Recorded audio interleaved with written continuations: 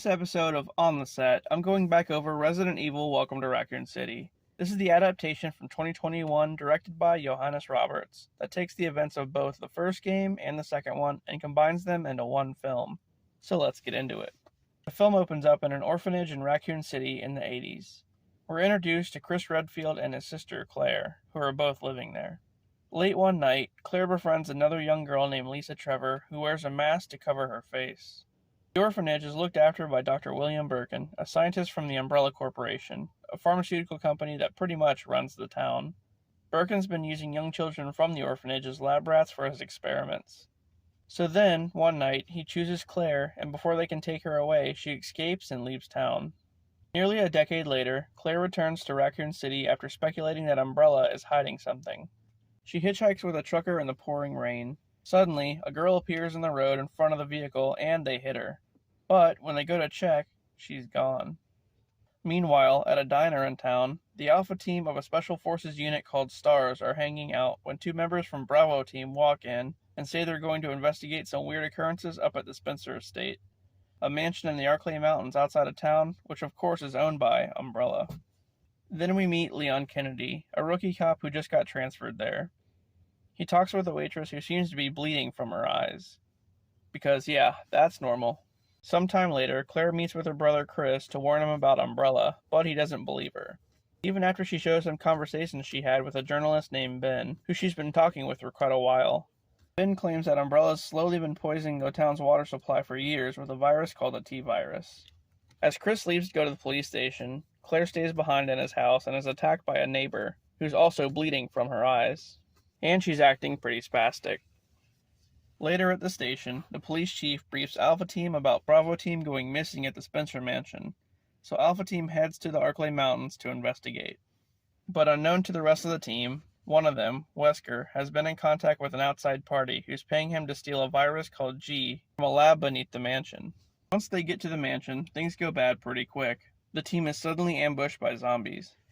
As it turns out, the bloody spastic people in town are all slowly becoming zombies thanks to the T-virus leak in the water. They're just already zombies in the mansion because that's where the outbreak occurred initially. As that's going on, Claire shows up to the police station and meets with Leon, who's been left in charge as the chief tries to leave town. They encounter Ben, Claire's contact, who's been locked in a cell downstairs. But he ends up getting bitten by a zombie and turning into one before he can tell them anything. After nearly getting shot by some Umbrella soldiers, the chief returns to the station and goes with Leon and Claire back to the orphanage, thinking it will lead out of the city. Chief ends up getting killed by a licker, one of Umbrella's experiments, and then Lisa helps guide Claire and Leon down to the lab beneath the orphanage. Back at the mansion, after Brad, the helicopter pilot, becomes a zombie and crashes the helicopter, Wesker discovers a secret passage that leads down to the same lab. So the one beneath the orphanage and the one beneath the mansion are both the same lab, I guess. Seeing that Wesker went down this path, Chris and his partner Jill follow him. As that's going on, down in the lab, Leon and Claire discover some of Umbrella's research files, including one on Lisa and some twins named the Ashfords. Then, Wesker confronts Birkin and his family, who have fled down to the lab after Umbrella plans on destroying the city at dawn to contain the outbreak. Birkin is revealed as the creator of the G-virus.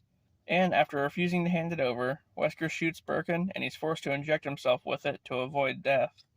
At this point, Chris and Jill show up and Jill shoots Wesker. But not before Wesker shoots Birkin's wife. It's a real mess.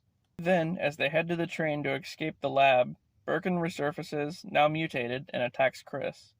Claire finds her brother and helps him take down Birkin with a shotgun. Then, the four survivors, Chris, Jill, Leon, and Claire, along with Birkin's young daughter Sherry, board the train and leave just as the lab self-destructs.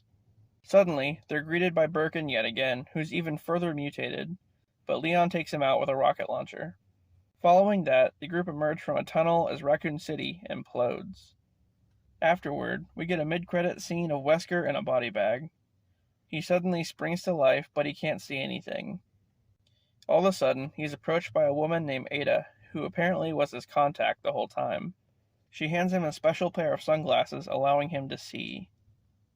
The end. Alright, well, as I've said before, I really liked this movie. And a lot of people didn't. They say it didn't meet their expectations. Well, yeah, but why don't you watch the Mila Jovovich movies and then get back to me on that?